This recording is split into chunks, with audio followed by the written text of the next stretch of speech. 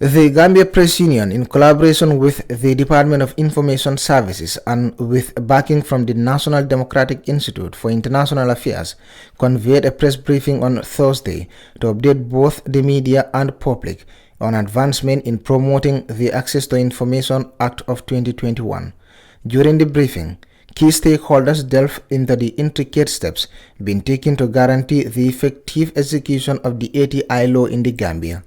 The occasion served as a pivotal platform to underscore initiatives geared towards fostering transparency and facilitating access to information across the nation.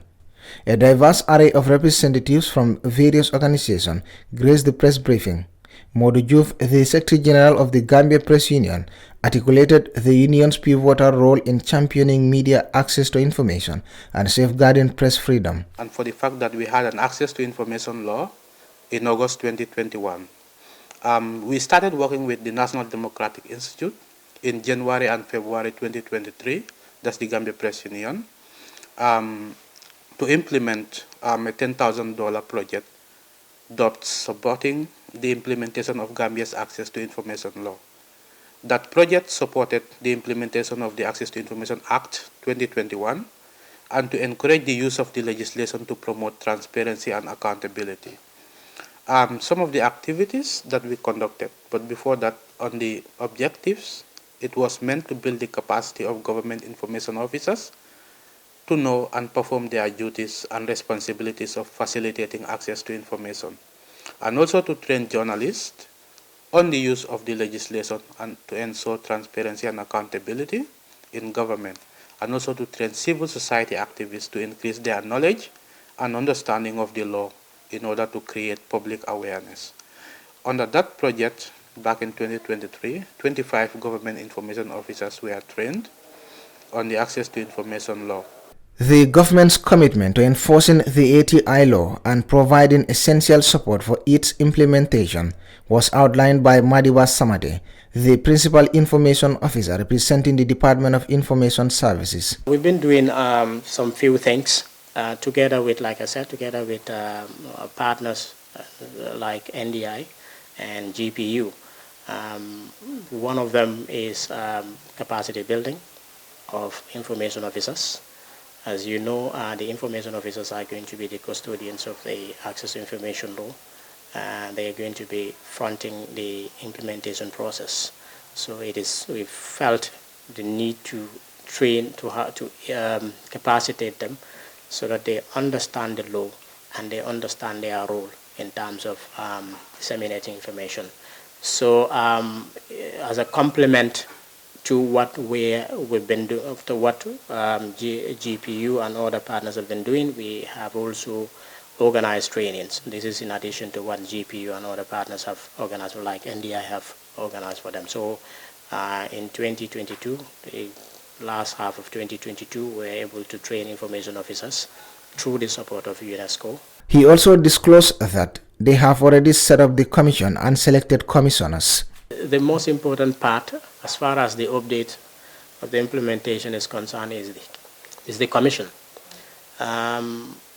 So as we know, we would not have an effective implementation process if the commission hasn't been fully established. So like Modu said, there have been movements in trying to set up the commission through a consultative forum. So the whole process has been consultative, like I said, together with CSO, members of the CSO and the ministry.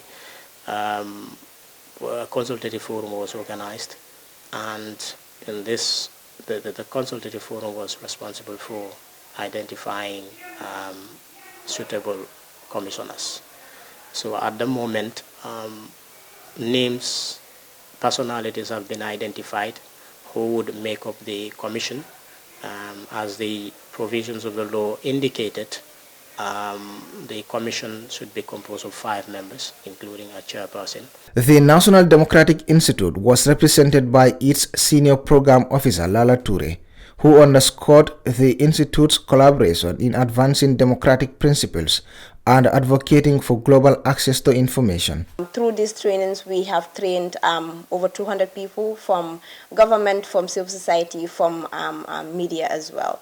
And we also, in these conversations, also talk about why it is important for the public to have a good understanding of the law. So it's not just another national legislation, but people have a great understanding of it, how it can be utilized, in what ways they're able to request information from public offices and have access to it.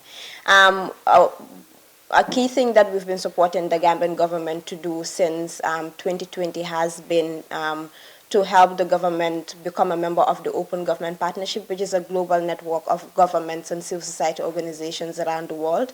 And Gambia is currently the only Anglophone West African country that is yet to be a part of the OGP. And what we've been doing for the past couple of years has been working with key government institutions, the Ministries of Finance, Ministry of Justice, Ministry of Information, and civil society organizations like GPU. And we've held a series of open government meetings where we discuss transparency reforms that are needed to ensure that the Gambia has membership into the OGP. And one key part of the Gambia becoming a member of the OGP is the effective implementation of the access to information legislation. The press conference served as a valuable forum for open dialogue and cooperation among different stakeholders engaged in advancing the ATI law in the Gambia. It underscored the importance of transparency, accountability, and freedom of information in bolstering democracy and a good governance within the nation. Reporting for Kerfatu, I am Buba Gajigo.